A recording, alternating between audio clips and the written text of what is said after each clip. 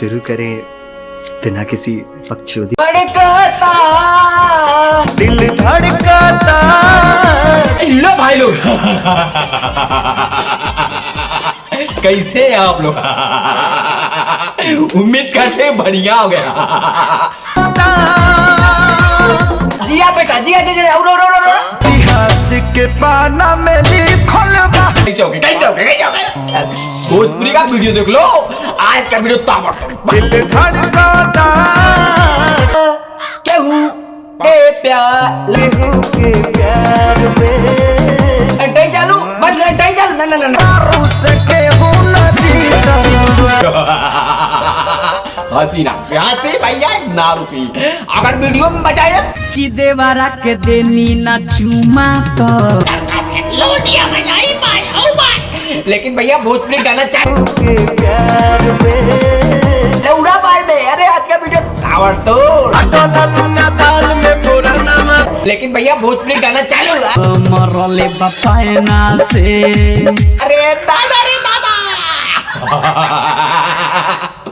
बकचोदा ही रहता है। ओही दिहनी पागल बलमुआ हमारे लागो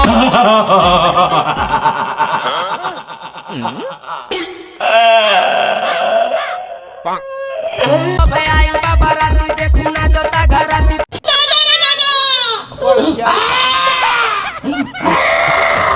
लेकिन भैया रहता है कहीं नहीं।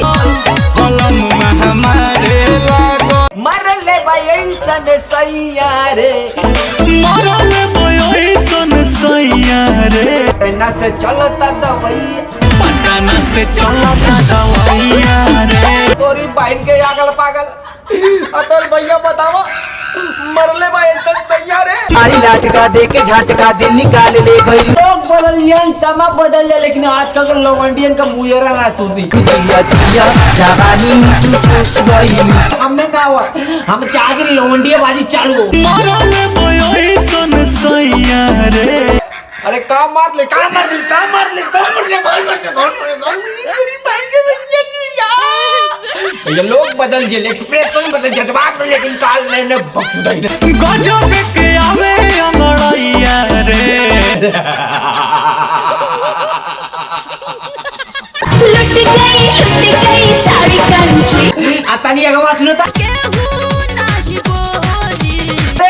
रे दादा तो नहीं अपनी आपके 30 मार खा समझला लेकिन ना कि देवरा के देनी ना चुमा तो अरे दादा तो नले सारे 10 ना सुधर ना चलो तने चाहे तुक्का आवाजी लवंडी आवाजी मरले बपायना से